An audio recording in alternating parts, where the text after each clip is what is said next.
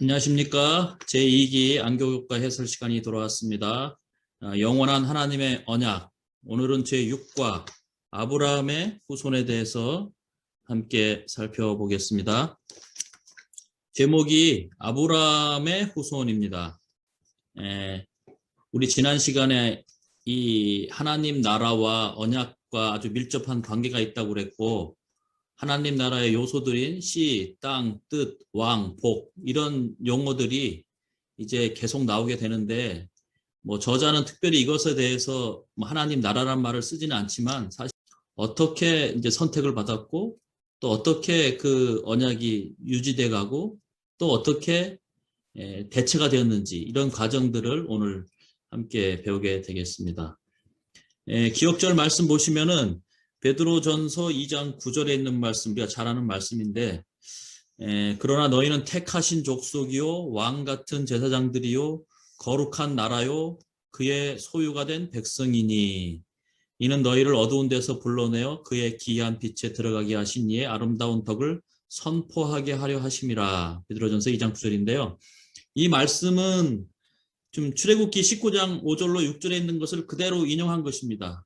사실상 시인의 산에서 언약 맺은 그 장면을 끌어다가 우리도 지금 사도 바울 시대에 우리도 그와 같이 똑같이 언약 맺은 백성이라고 지금 주장하고 있는 것입니다. 용어가 똑같죠? 택하신 족속이요 여기 모든 민족 중에서 또 왕 같은 제사장이요 제사장 나라요 또 이게 거룩한 나라요 했는데 거룩한 백성이 된다. 또 여기 소유라는 말이 있는데 똑같이 소유해서 이제 아브라함 언약이나 신의 언약이나 또 바울 시대의 그 새 언약이나 똑같은 하나님의 백성은 아브라함의 믿음 안에서 똑같다는 그런 것을 지금 이제 입증해주고 있습니다. 이번 교과의 핵심되는 내용은 그러나 이 아브라함의 후손이었던 이스라엘은 결국 언약의 이 선교적 사명에 실패했다는 것을 보여주고 있고, 그렇지만 이스라엘 국가적으로는 실패했지만 하나님께서는 매 시대마다 신실한 남은 자, 소수를 통해서 언약을 계승하셨다. 그리고 그것을 지켜오셨다. 그러므로 이제 마지막 그 남은 이 언약 백성들이 각 시대마다 남은 자손들이 결국은 그 역할을 했기 때문에 이 언약이 계속 이어갈 수 있었다 하는 내용이 이번 오늘이 몇 과입니까? 6과의 핵심 내용이 되겠습니다. 일요일 소지를 보시면은 여기 제목이 만민 중에서 하고 이제 말 줄임표가 붙었는데 그 성경절을 그대로 인용한 거거든요. 신명기 7장 6절에 만민 중에서 너를 자기 기업의 백성으로 택하셨나니, 이게 길게 쓰자니 모자르니까 이제 이게 줄였습니다. 그래서 이스라엘 나라를 하나님께서 하나님의 언약 백성으로, 근데 성경에는 언약 백성이란 말을 쓰지 않죠. 그 말을 이제 더 아주 고상한 말로 바꿔 쓴 것이 바로 기업의 백성이란 말로 대신합니다. 저 같은 경우에는 그냥 언약 백성 이렇게 알아듣기 쉽게 쓰는데 성경은 좀 더 이렇게 세련되게 고상화시켰죠. 그래서 기업의 백성이라고 했는데 여기 이제 기업의 백성이라는 단어가 히브리 말로 세귤라, 세굴라 혹은 세귤라 이렇게 발음이 되는데 이 세귤라라는 단어가 쓰였다고 하는 것이죠. 이 단어의 뜻은 교과에 보니까 값진 재산 혹은 특별한 보물해서 세상의 여러 나라 가운데서 이스라엘 나라를 아주 정말 보물처럼 특별한 이 재산처럼 여기시고 이제 기업의 백성으로 택하셨다 했는데, 이 똑같은 단어가 이제 신명기 또 26장에 나오는데 거기에는 그의 보배로운 백성 이렇게 번역을 했습니다. 다 같은 말입니다. 기업의 백성 또 보배로운 백성 다 세귤라라는 말이 사용되었고, 하여튼 성경에서 세귤라가 나오면 이것은 그냥 언약을 맺은 백성, 만민 중에서 특별히 선택을 받은 백성, 나라 이렇게 기억을 하시면 되겠습니다. 그래서 여기 교과책에 보면 이제 에스겔 16장 8절에 있는 이 이야기를 좀 읽어봐라 하면서 왜 하나님께서 이 이스라엘을 선택하신 사실에 대해서 어떤 설명을 해주고 있는가 이렇게 물어보거든요. 근데 그 내용을 읽어보면은 내가 내 곁으로 지나며 보니 내 때가 사랑을 할 만한 때라 내 옷으로 너를 덮어 벌거벗은 것을 가리고 내게 맹세하고 언약하여 너를 내게 속하게 하였느니라. 나 주 여호와의 말이니라. 이렇게 돼 있어 갖고 사실은 이제 교과에서는 이걸 읽어보고 어떻게 하나님께서 이스라엘 택하셨는지 좀 뭐 설명을 찾아봐라 이렇게 했는데 뭐 이것만 읽으면은 이게 뭐 뭔 말인가 할 수도 있습니다. 이제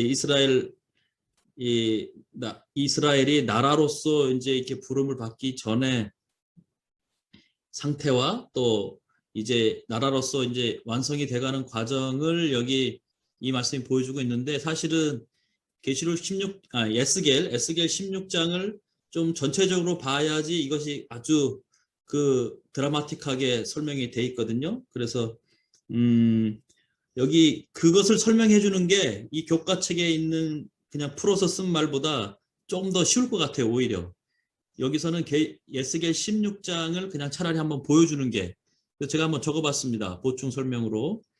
그래서 16장 3절부터 보시면 이제 이스라엘 나라에 대해서 말하기를 내 근본과 난 땅은 가나안이요 내 아버지는 아모리 사람이요 내 어머니는 헷 사람이라 하면서 이제 이스라엘 나라가 이제 가나안 땅에서 살게 될 것에 대한 것을 얘기한 다음에 여기 이제 4절부터 6절까지의 상태를 지금 뭐라고 했냐면 아기가 태어났는데 배꼽줄도 안 자르고 소금도 뭐 뿌리지 않고 강보로 싸지도 않고 마치 버림받은 아이처럼 천하게 여겨서 들에 버려졌어요. 그랬더니 하나님께서 뭐 피투성이라도 살아있으라 이렇게 말합니다. 이 상태가 뭐냐면은 아직 가나안 땅에는 약속의 땅에는 들어오지 못했지만은 이 아브라함이 언약을 받고 언약을 한 다음에 한 평 땅도 못 받고 자녀도 하나도 없이 그냥 약속만 받은 상태.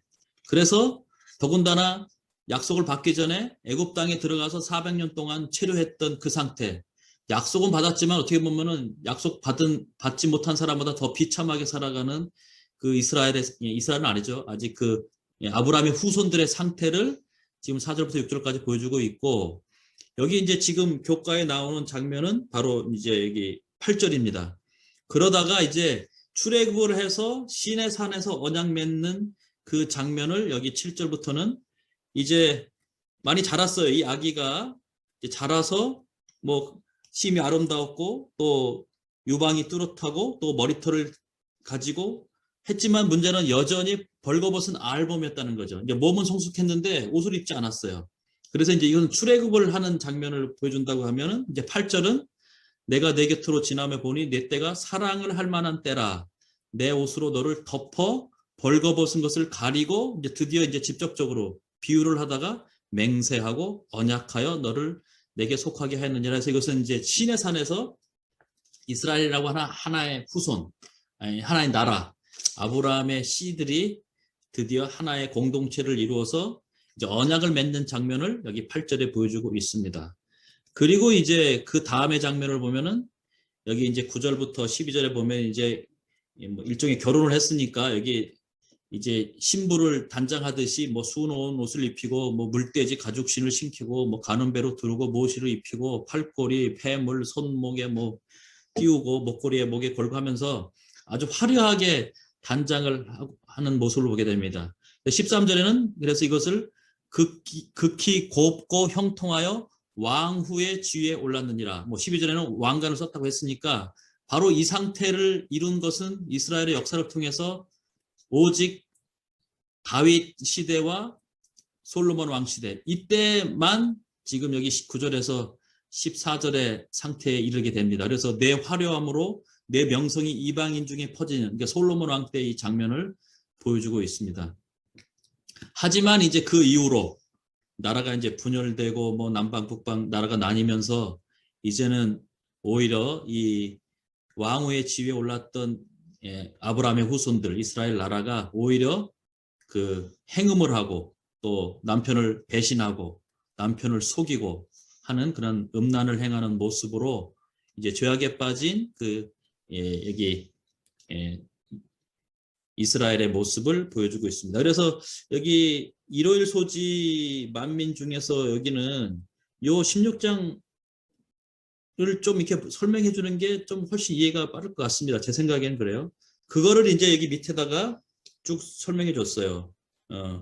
이스라엘이 아주 특별하게 하나님의 주권에 의해서 하나님의 사랑을 받아서 선택을 받았지만은 그들이 어떤 뛰어나서가 아니라 알고 보면 길가에 버린 피투성이 아기 같은 갓난아기 같은 이스라엘을 택해서 또 클 때까지 지켜보시고 또 옷을 벗고 있지만 옷을 입혀서 결혼까지 시키고 장신구로 다 이렇게 장식해서 정말 이렇게 왕으로 삼는 그러한 모습이 바로 하나님의 다 은혜였다 하는 것이 일요일 소지의 주된 내용이 되겠습니다. 그렇게 해서 뭐 요약을 하면 하나님은 만민 중에서 이스라엘을 부르셨고 선택은 오직 하나님의 주권에 의한 것이었고 이스라엘이 선택된 것은 그들을 위한 여호와의 사랑 때문이었고 또 하나님의 섭리로 이스라엘은 왕 같은 제사장의 신분을 얻게 되었다라고 이제 이 요약을 하고 있습니다. 요거는 이제 뭐 거기 교과에 나와 있는 내용이니까 그 참고를 하시면 되겠고요. 그 다음에 월요일 소지 이제 땅을 주리라는 약속이 나옵니다. 사실 언약에서 씨에 대한 약속과 땅에 대한 약속이 나오는데 이 두 가지 아주 중요한 요소죠. 그 다음에 이제 왕에 대한 약속까지 세 가지 약속이 가장 큰 약속인데, 뭐 이 저자는 이 땅에 대한 자세한 내용들은 다루지 않습니다. 왜냐하면 이걸 다루기 시작하면 분량이 너무 많아지기 때문에 그냥 아주 간단하게 이 땅에 대한 주제를 다루고 있습니다. 아브라함과 이삭 또 뭐 언약 맺을 때마다 계속 땅에 대한 약속을 반복하지요. 창세기 35장 12절에도 그랬고 또 신명기 1장 8절에도 아브라함과 이삭과 야곱에게 맹세하면서 땅이 있으니 그 땅을 차지하라고 하면서 이제 땅에 대한 약속, 그 가나안 땅에 대한 약속을 해주시는 것을 볼 수가 있습니다. 뭐 그 약속은 이제 드디어 여호수아 시대 때 여호수아가 이제 가나안 땅을 정복하면서 그 땅을 다 차지하게 되죠. 뭐 여기서는 안 나오지만 뭐 이 땅과 관련돼서 희년이라든지 뭐 이웃의 경계표를 옮기지 말라든지 아주 땅에 대한 중요한 신학들 또 안식년이라든지 이런 것들이 있는데 그런 주제들은 여기서 다루고 있지 않습니다. 어쨌든 뭐 참고로 말씀드리면 여러분 여호수아에서 읽을 때 보면 아주 막 지루한 장들 나와요. 뭐 무슨 여기 예를 들어서 유다 지파가 어느 땅을 차지하고 또 단 지파가 어디부터 차지하고 또 어떤 족속들이 어디를 차지하고 아주 막 지겹게 이렇게 막 나오는 장면들이 있는데 사실은 그게 땅이라는 주제로 이 신학으로 바라보면 상당히 이제 감동적인 장면이에요. 특별히 여호수아에서. 왜 그러냐? 여호수아에서 땅을 정복하고 가나안 땅을 정복하고 땅을 이렇게 분배하는 이 사건은 인류 역사상 최초로 모든 국민이 땅을 다 가진 유일한 역사예요. 모든 국민이 그것도 뭐 빈부격차가 없이 사실은 인구수에 비례해서 딱 땅을 차지했던 유일한 역사가 여호수아에 기록이 되어 있습니다. 그리고 하나님은 그 땅을 유업의 땅으로 언약의 땅으로 이제 지키라고 명령을 하시고 그 땅을 지킴으로 이 씨들이 이 공동체들이 서로 협력하면서 하나님 나라를 이룰 수 있도록 하셨는데 결국은 이제 그 땅을 지키지 못한 이스라엘의 역사가 아주 이제 성경에 계속 전개가 되지요. 그래서 이 땅을 선물로 주셨습니다. 근데 이제 중요한 것은 선물로 주신 땅이지만 그 땅을 지켜내야 된다고 하는 것이죠. 선물로 주셨지만 그 선물은 뺏길 수 있다는 것이죠. 이제 지금 특별히 이제 우리 저자 하젤 박사는 이 언약의 조건성을 매우 강조하기 때문에 특별히 이제 신명기 28장에 나오는 축복과 저주의 장을 여기서 이제 설명을 하면서 그 땅은 값없이 주어졌지만 그 땅을 지키려면 의무가 필요했다. 조건이 필요했다. 그래서 이제 잘 아는 대로 신명기 28장이 복과 저주의 장 아닙니까? 복과 저주의 장인데 앞쪽에는 축복이 있고 뒤쪽에는 이제 저주가 나와요. 축복이 많은 것 같습니까? 저주가 많은 것 같습니까? 축복보다는 저주가 훨씬 깁니다. 제가 이거 처음 읽을 때는 아니 하나님께서 기왕이면 땅 주시고 우리에게 축복의 말을 많이 해주고 저주는 조금만 했으면 좋겠는데 반대로 하시거든요. 제가 이제 금연교육 이렇게 하러 중고등학교 뭐 학생들, 초등학생들 가보면은 금연교육할 때 담배 안 펴서 좋은 점 말하는 것은 뭐 1시간 하면은 한 5분, 10분 하고 사실은 나머지 40분, 뭐 50분은 담배 피우면 해로운 것, 나쁜 것, 병 걸리는 것, 뭐 중독되는 것, 이 부정적인 것을 계속 강조합니다. 그 부정적인 것을 계속 강조하는 이유는 뭐 한 가지죠. 담배 피지 말라는 거거든요. 그리고 그 학생들이 정말 담배 피지 말았으면 하는 마음으로 부정적인 것을 계속 강조하죠. 그래서 성경에서 이 저주라는 용어가 이제 계속 반복이 되어 오고 하나님께서 저주하시는 장면을 볼 때 그걸 이해를 못하면은 하나님은 왜 우리를 사랑하시는데 저렇게 심판하시고 저주하시고 저렇게 화내시고 분노하시는가 하는데 그 하나님의 품성을 오해하기 때문에 그렇습니다. 어쨌든 하나님의 이 사랑이라고 하는 이 품성은 자비와 공의가 이 동전의 양면처럼 존재하고 그게 가장 잘 표현된 것이 바로 이 언약의 축복과 저주, 특별히 신명기 28장의 이 내용이 되겠습니다. 그래서 저주가 훨씬 길다는 것의 의미를 잘 이해하셔야 되고 이런 것을 이해 못하면은 뭐 이 하나님은 오직 사랑이기 때문에 저주하지 않으신다. 성경에서 저주라는 말은 뭐 실제로 뭐 그런 뜻이 아니다. 뭐 이런 식으로 이제 해석을 해서 빗나가시는 분도 계시죠. 여기 이제 신명기 28장 1절과 15절을 읽어보라 했는데 뭐 이 두 말을 들어보면 하나님의 언약의 뭐 이 법도에 또 하나님의 규례, 명령, 계명을 지키면 복을 받고 이것을 지키지 않으면 여기 저주가 온다. 뭐 다시 말하면 축복은 조건적인 것이다 이렇게 말을 하고 있습니다. 그리고 여기 이제 풀핏 주석에 나오는 좀 길게 이 신명기의 이 장면, 특별히 저주에 관한 것을 이제 여기 주석을 좀 옮겨놨는데 그냥 요약하면 이 빨간색으로 제가 적어놓은 이것이 바로 그 전체 요약입니다. 대부분의 저주는 죄가 그 악한 결과를 드러냄으로써 방임한 결과다. 그러니까 하나님이 하나하나 다 지켜보면서 그렇게 하면 저주하고 막 이렇게 하면 이렇게 하고 이렇게 일일이 개입한다기보다는 대부분은 자기 스스로 죄를 지으면은 그것이 마치 물이 흘러가고 시계바늘이 배터리 달 때까지 자동적으로 계속 가는 것처럼 그 결과들이 스스로 자초하게 되고 그 저주가 임하게 된다. 이제 이런 뭐 설명을 여기서 덧붙이고 있습니다.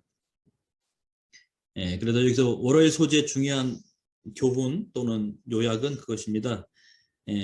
그 땅은 아브라함의 후손들에게 이스라엘 백성들에게 가나안 땅이 값없이 무료로 주어지고 계속해서 그것이 반복되었지만 그 약속의 성취, 그 땅을 지켜내기 위해서는 이스라엘 인간들이 해야 될 몫이 있었다 하는 순종을 할 필요가 있었다는 것을 강조하고 있습니다.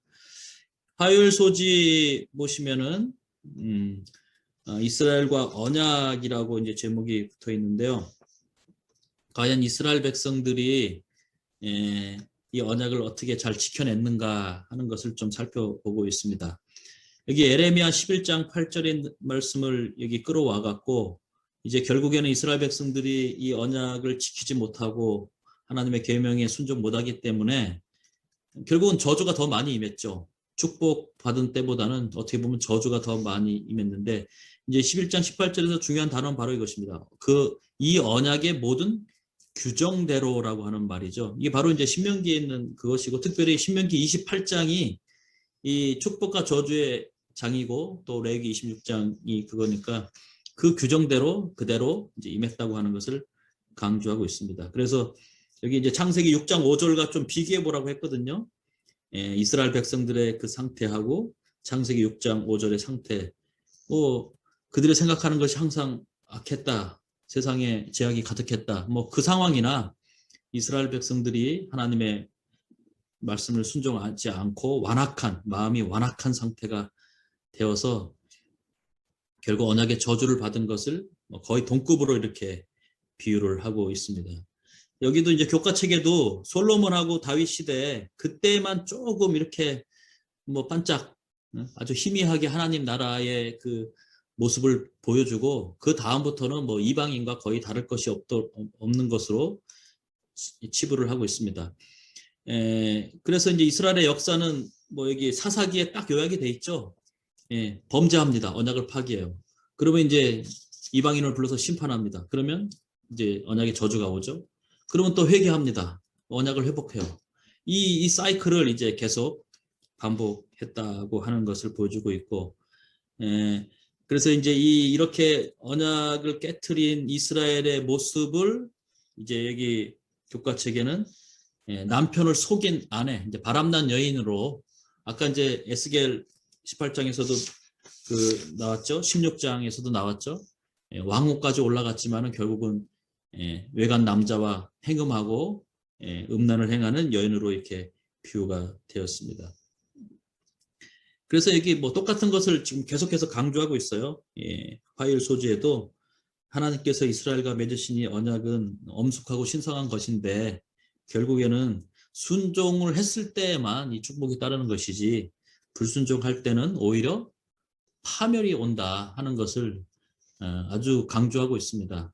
그래서 언약 백성이 됐다는 것, 뭐 언약을 맺었다는 것은 큰 축복으로만 생각하는데 여기에는 파멸이라고 하는 이면이 있다. 뭐 우리가 그걸 보잖아요. 뭐 우리 주변에서 결혼을 예로 들면 결혼해서 정말 행복하게 살면은 큰 복이 임하지만 결혼이 깨어지는 순간 또 엄청난 파멸이 가정에 다가오는 것처럼 뭐 그런 것을 이제 여기 이스라엘 전체 역사를 통해서 보여주고 있습니다.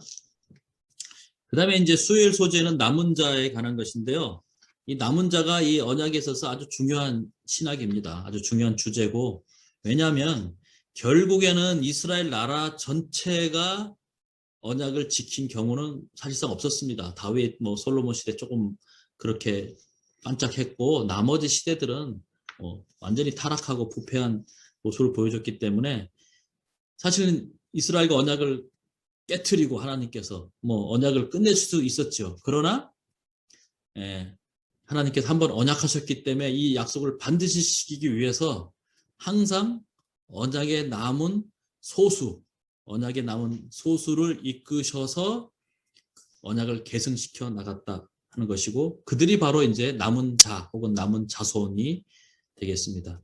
그래서 여기 이사야 4장 3절에도 시온에 남아있는 자, 예루살렘에 머물러 있는 자, 예루살렘 안에 생존한 자 이런 사람들이 거룩하다 칭함을 얻겠다 하면서 언약 계승자가 되는 것을 보여주고 있고 그리고 시대마다 결국 남은 자손들은 돈이 많고 능력이 많고 뭐 부자고 이런 사람들보다는 여기 미가서 4장 6절과 7절에 있는 보면은 뭐 저는 자, 또 쫓겨난 자, 환난 받게 한 자 이런 사람들이 이제 남은 백성이 되고 이 사람들이 언약을 계승하는 것으로 묘사하고 있고 또 여기 스바냐 3장 12절 13절에도 정리해 보면은 결국에는 곤고하고 가난한 백성들이 이스라엘의 남은 자가 된다고 하는 것이죠. 그래서 어떻게 보면 역사가 보여주고 있는 거예요. 뭐 우리 재림교회가 이 교회의 규모나 뭐 교파의 어떤 그런 걸 따지자면 우리보다 훨씬 뭐 크고 강한 교파들이 많이 있지만 어떻게 보면 우리는 좀 그들에 비하면 좀 작을 수도 있죠. 또 우리가 뭐 지역 교회에서 우리 교회들이 그렇게 뭐 큰 교회들은 아니지만은 이 언약의 이 남은 백성들은 항상 여기 저는 자, 쫓겨난 자, 환난 받게 한 자들이 남은 백성들이고 또 공고하고 가난한 백성들이라고 했습니다. 오직 하나님의 말씀 그대로 순종하는 그래서 우리가 안식일 언약의 표징 안식일을 준수하고 또 하나님께서 언약의 증서로 주신 십계명을 준수하면서 정말 겸손하고 마음이 가난한 이 백성들을 하나님께서 이 언약의 남은 자손으로 삼으신다 뭐 그런 내용인 것 같습니다. 그래서 이 저자는 이 비유하기를 아주 재미난 비유를 했어요.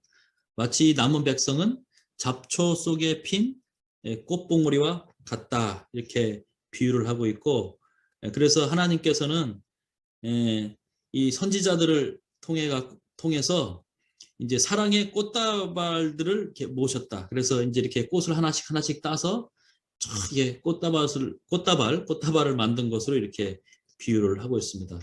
그런 의미에서 봤을 때 이 남은 자라고 하는 이 관점에서 봤을 때 어떻게 보면 노아는 그 시대의 남은 자였고 또 아브라함은 그 시대의 남은 자, 모세도 그 시대의 남은 자의 이제 대표 뭐 언약 대표자라고 할 수 있겠죠. 또 다윗도 마찬가지고. 그래서 그런 의미에서 이제 우리 지금 현재 이 시대를 살아가는 우리 재림교회, 재림 성도들은 마지막 때에 이제 남은 자손, 우리 계시록 12장 17절에 있는 말씀처럼 그 여자의 남은 자손으로서 하나님의 계명과 예수의 증거를 가진 백성이 되겠습니다.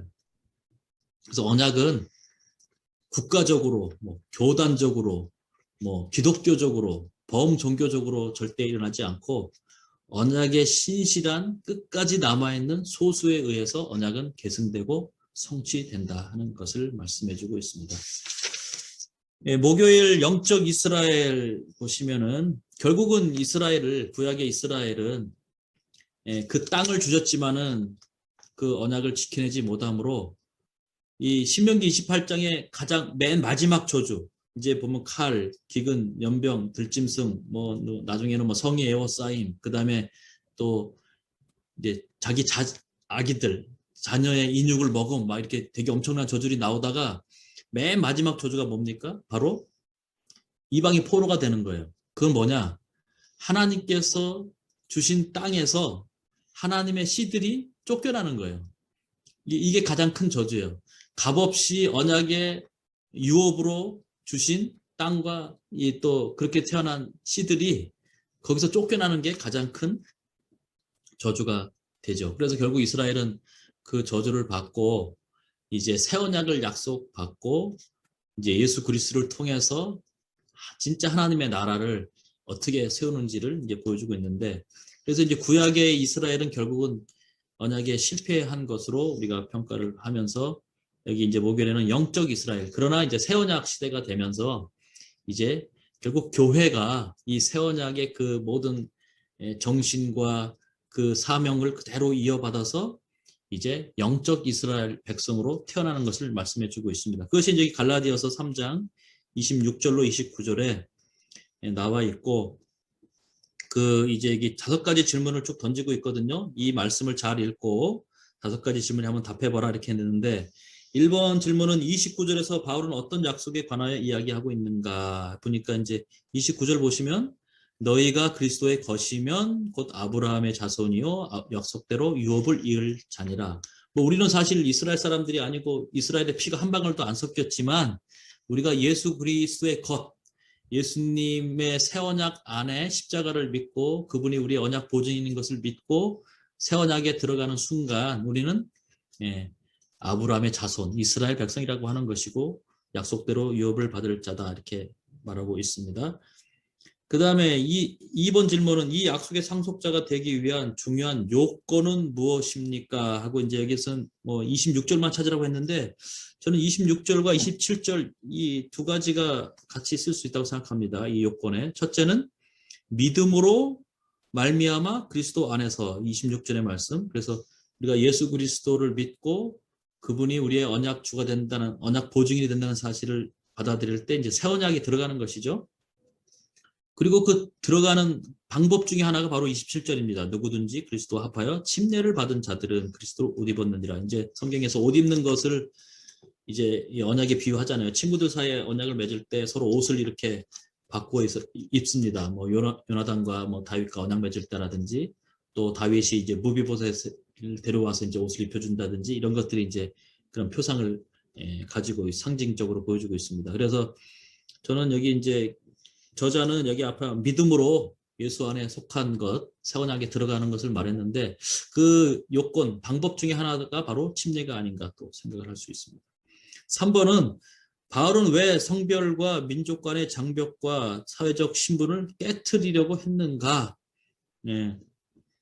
한마디로 말하면 이제 새 언약 시대가 됐다는 거죠. 이 옛 언약, 구약 시대에는 오직 이스라엘 백성들이 언약 백성이었고 할례 받은 사람들, 할례 받은 민족으로만 제한되어 있었고, 그래서 이제 이방인과 소위 말하는 언약 백성, 아까 이제 그 세귤라, 보배로운 백성, 기업된 백성이 딱 구별돼 있었죠. 그렇지만 이제 예수 그리스도의 십자가를 통해서 새 언약 시대가 되었기 때문에 이제 씨의 경계가 사라지고 땅의 경계가 사라졌다는 것이죠. 그래서 유대인이라고 하는 제한된 이 씨에서 이제 여기 뭐 28절에 있는 대로 헬라인이나 종이나 자유자나 뭐 또 남자나 여자나 다 그리스도 안에서 하나. 그래서 이제 할례는 어떻게 보면 남자들만 받는 거잖아요. 이 언약 공동체의 대표자로서 남자가 받아서 온 가족이 여자까지도 포함시켰지만은 이제 그런 것도 다 신분도 타파되고 또 민족도 타파돼서 유대인이나 헬라인이나 로마인이나 한국인이나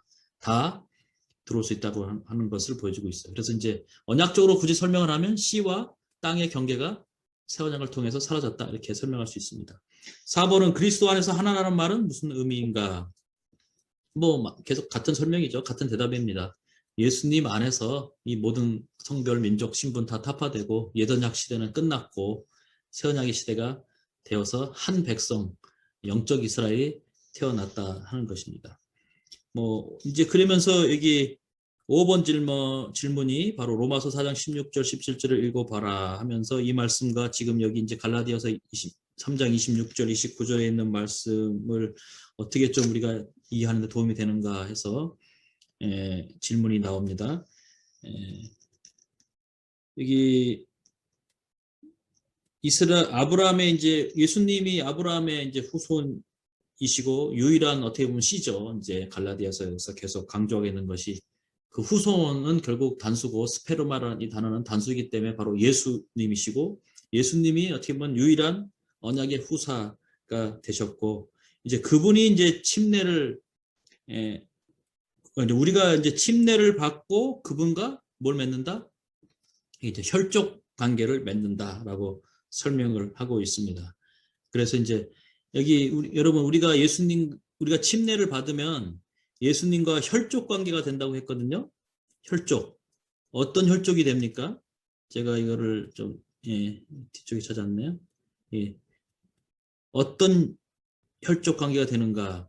여기 이제 로마서 4장 16절 17절을 제가 찾았는데 우리가 이제 언약 안에서 상속자가 된다는 거예요. 이제 아브라함에게는 씨와 씨를 약속하고 땅을 주셨는데 우리도 이제 뭔가를 받아야 되잖아요. 유업을 받아야 되는데 그것이 이제 믿음으로 된다고 하면서 아브라함의 믿음을 가지고 있으면 우리도 역시 땅을 차지하게 된다. 그러면서 이제 그 땅이 이제 하늘 가나안, 이제 하늘나라가 되겠는데 우리가 어떻게 해서 이제 상속자가 되는가?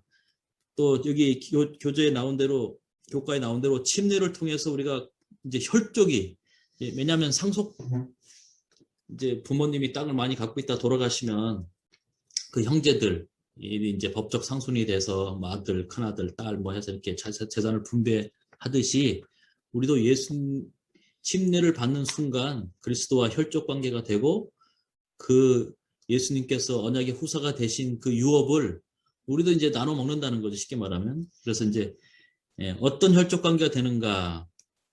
여기 이제 자서전 254페이지하고 또 정로계단 14페이지에 보면은 이제 예수님을 우리와 혈족 관계에 대해서 우리의 맏형님이신 그리스도라는 표현을 쓰게 됩니다. 그래서 우리가 하나님 아버지 이렇게 부르고 예수님은 그냥 예수님 또 성령님 이렇게 부르는데 예내신의 많은 구절에서 예수님을 맏형님이라는 표현을 썼습니다. 이게 이제 아까 말한 우리가 침례를 받는 순간 예수님과 혈족 관계, 친족 관계에 들어간다고 하는 것이 예수님의 동생이 되고 침례를 받은 모든 성도들은 형제 자매가 된다고 하는 그런 개념입니다. 그래서 이제 여기 사도행전부터 사복음서 빼고 교회가 탄생한 사도행전부터 계시록까지 형제라는 말이 240회가 쓰였습니다. 그래서 사실상 신약 시대에는 성도들을 가리키고 새로운 언약, 이제 할례 대신 침례를 받은 이 교회라고 하는 공동체를 표상하는 단어는 바로 형제입니다. 형제. 그래서 사실 교회에서 새로운 신자가 오면 우리가 어떤 경우는 성도님, 침례도 아직 안 받은데 성도님 할 때도 있고 아니면 구도자 누구 씨 할 때도 있고 누구 님 할 때도 있는데 그래서 이제 형제 자매라는 말을 자주 쓰기도 하는데 사실은 이 형제는 침례를 받고 혈족 관계로 들어와야지 쓸 수 있는 말이긴 합니다. 로마서의 19번, 고린도전서의 35번, 고린도후서의 13번, 데살로니가전서의 29번에서 사도 바울이 아주 즐겨 쓴 용어가 되겠습니다. 그리고 이제 참고적으로 이것은 그야말로 참고 자료인데요. 이제 침례라고 하는 것이 결국 구약 시대 할례를 대체하면서 구약 시대의 이 할례가 언약의 표징이 되었던 것처럼 침례는 바로 오늘날 이 새 언약 시대에 영적 이스라엘 백성들에 주신 바로 언약 체결식이라고 하는 개념을 우리가 좀 알아야 되겠습니다. 그래서 여기 원고 92번에도 보면은 성부와 성자와 성령께서 사람들에게 흑암의 권세를 이길 수 있는 힘을 주시겠다고 선언하셨다. 하늘의 모든 편익들이 침례 서약으로 하나님과 맺은 언약 관계를 맺은 사람들에게 약속되어 있다라고, 또 진실된 언약을 맺은 사람들을 성부, 성자, 성령께서 받으시고 또 침례식 때마다 이제 그렇게 임하신다 하는 그런 말씀을 하고 있습니다. 예, 특별히 여기 이제 하이 주석에 보면 아주 중요한 말씀을 하셨거든요. 이 침례는 쌍방 간의 언약 체결이다. 이게 저는 이 문장을 처음 읽고 되게 감동과 또 쇼크를 동시에 받았어요. 예, 우리가 흔히 침례를 받는다고 하면은 이제 침례 서약을 하고 하나님 말씀대로 살겠습니다. 뭐 예수님의 죽으심과 부활을 뭐 우리가 믿습니다 하면서 이제 서약을 한다고 하는 개념이 되게 강하잖아요. 이제 언약 체결식을 말하면 이제 짐승을 쪼개고 막 그 사이를 걸어가는 이제 서약을 하는 건데, 여기 보면 이제 쌍방이 언약을 맺는다는 말을 강조하셨습니다.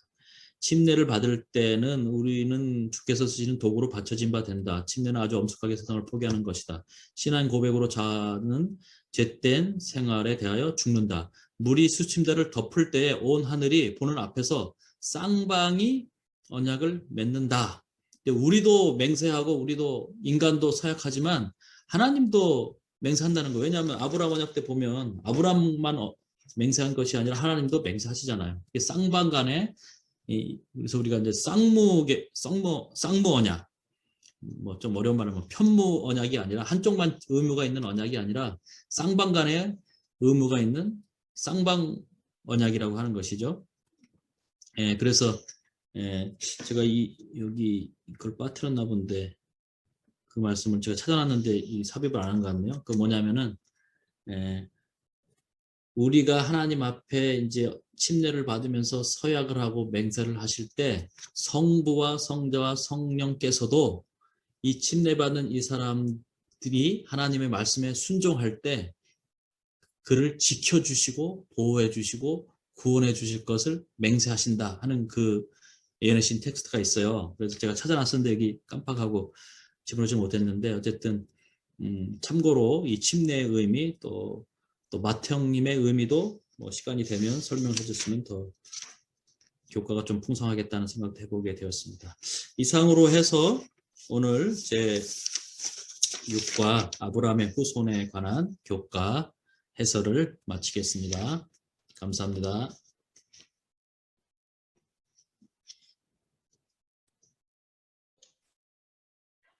감사합니다.